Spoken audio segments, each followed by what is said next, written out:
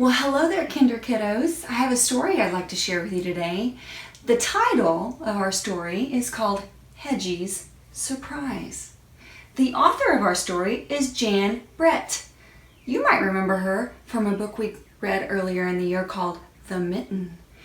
Jan Brett is the author, and the author writes all of the words. But guess what? She's also the illustrator. The illustrator draws all of the pictures. Hedgie's Surprise. I wonder what kind of characters are going to be in this book. From looking at the front cover, I think it might be about sharks. What do you think? Just kidding. It doesn't look like sharks. I see a chicken and a hedgehog. Wait a second. Hedgie's Surprise. I wonder if this hedgehog's name is Hedgie. We'll have to find out. Hedgie's Surprise. Oh, look at these characters right here. Wonder who they are. Once there was a speckled hen who laid an egg every day, only to have it taken by a little tomten every morning. Do you know what a tomten is? A tomten is a little Swedish elf that lives on a farm. I think that's who that is. It all started because the tomten got tired of porridge for breakfast. Oh, so he wants her egg, huh? Each morning the rooster crowed as the sun came up, and Henny knew the tomten was on his way. So did the little hedgehog who lived nearby. Tomten always called out to her, "Henny, have you got a little yummy for my hungry, hungry tummy?" Ooh, look at him go into the little hen house. The tomten climbed into the hen house, took Henny's warm, smooth egg, and ran off to cook it in his little kettle, sprinkled it with salt, and gobbled it down. Then he fell fast asleep in the hayloft until evening.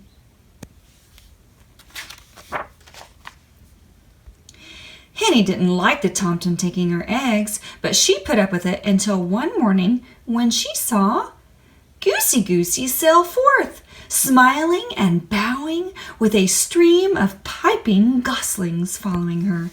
Look at her little goslings. Oh, goodness. Did they just hatch? "Oh, my," said Henny. "Oh, my," Henny clucked. "Where did all those little ones come from? My eggs are hatching," crooned Goosey. "Here comes the last one now." From that moment on, Henny wanted a brood of peeping chicks of her own. But how could she stop the tomten from taking her eggs? The next morning, when the tomten poked his head in, Henny tried. She clucked loudly and pecked. She flew at him, but nothing stopped that hungry tomten from taking her egg again. Oh, his face. He looks like he's up to something. Oops. "No eggs, no chicks, no peeping babies," Henny wailed so loudly that she woke up the little hedgehog, her tears pouring down on top of him.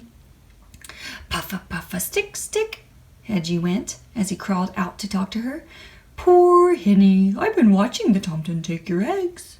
I'll help you trick him into stopping."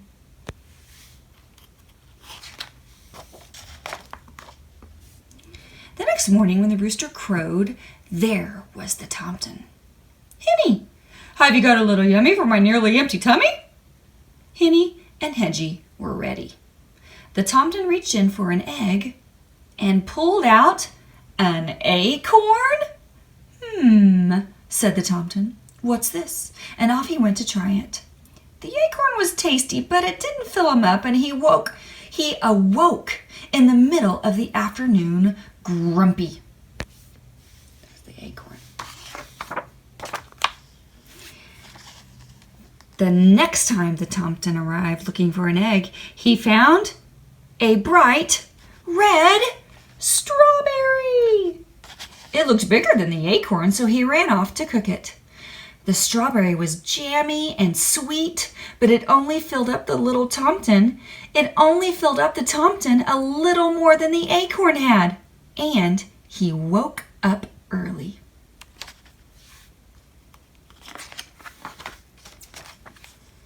The sun had just come up when the Tomten was at the hen house again, his stomach roaring with hunger.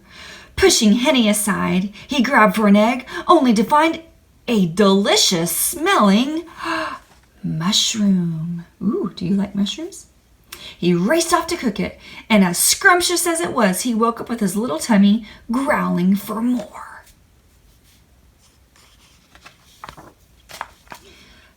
Cock-a-doodle!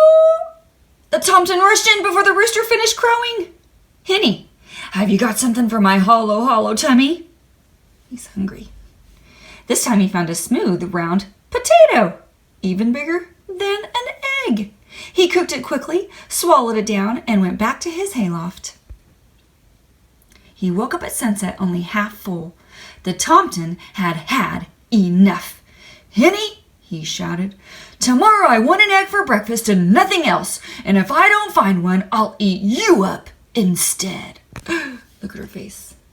She looks scared. Does Hedgie look scared? I don't know.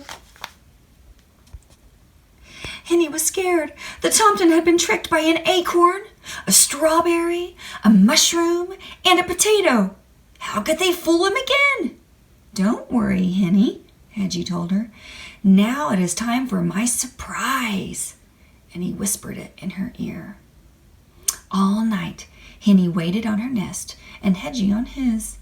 As soon as it began to get light, Hedgie gently covered his nest with straw and got ready for the surprise. Do you know what the surprise is? Any predictions before I turn the page?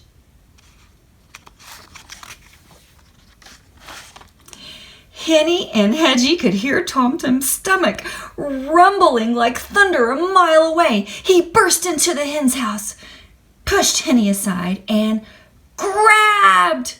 Ow! He howled. Ow! Ow! Puffa, puffa, stick, stick. He had clutched Hedgie all closed up in a tight round ball of needle-sharp prickles. Eek. That's not good. Henny and Hedgie listened as the Tomten ran home, yowling. There he goes. Thank you, Hedgie, Henny said and looked at her dear friend. I'm sure that Tomten won't be back here again for breakfast, but what I can't figure out is where have you hidden my eggs? Just then, Henny heard a little peep, then another, coming from Hedgie's nest. She looked over and saw the straw begin to move. 5 baby chicks peeked out of their shells and fluffed up their down. Their down is also called their feathers. As Henny settled down with her babies nestled around her, the Tomten's mother was in the hayloft making breakfast for her hungry Tomten.